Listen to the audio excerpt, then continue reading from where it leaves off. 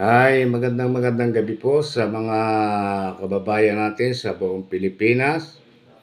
Ngayon po mga kababayan, tinatawagan ko ang ating mga kababayan na natayuan ng cell site ng Chinatel. Alam po natin na upahan lang yan sa mababang halaga, pero pinapabot ko po sa inyo mga kababayan, sa lahat po ng natayuan namin ang cell site ng Chinatel, matatapos na po ang mga kontrata, di ba, sa pag-uupa ng inyong lupa. Ngayon, sa laki po ng kinikita ng TikTok, ng Chinatel sa bansa nating Pilipinas, ay kung magre-renew po sila ng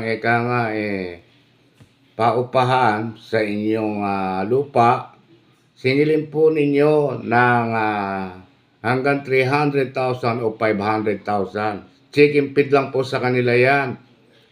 Ngayon, pag hindi po sila papayag sa upang ganon, huwag nyo na pong paganahin yung cell site nila dyan, mga kababayan.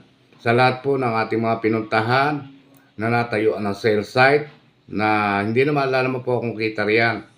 Ngayon, para sa ganon ay pakinabangan ninyo ang nakatiwangwang yung lupa na matagal malitang renta. Taasan nyo na po ang renta mga kababayan. Pinapabot po natin sa mga may-ari ng lupa na nirentahan ng mga cell site. Lakihan na po ninyo ang singil diyan. Panahon na po para itaas ninyo ang renta ng mga cell site. Maraming salamat po.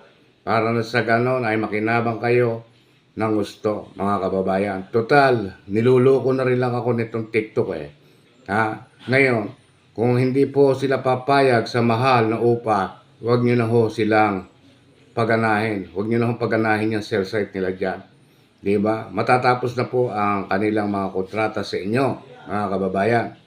Kaya, tulong nyo naman sa akin yan, mga kababayan, na sila po ay petisyonin natin pagka sila hindi susunod sa presyo, mga kababayan. Sapagkat milyon-milyon ang kinikita nila dito sa TikTok.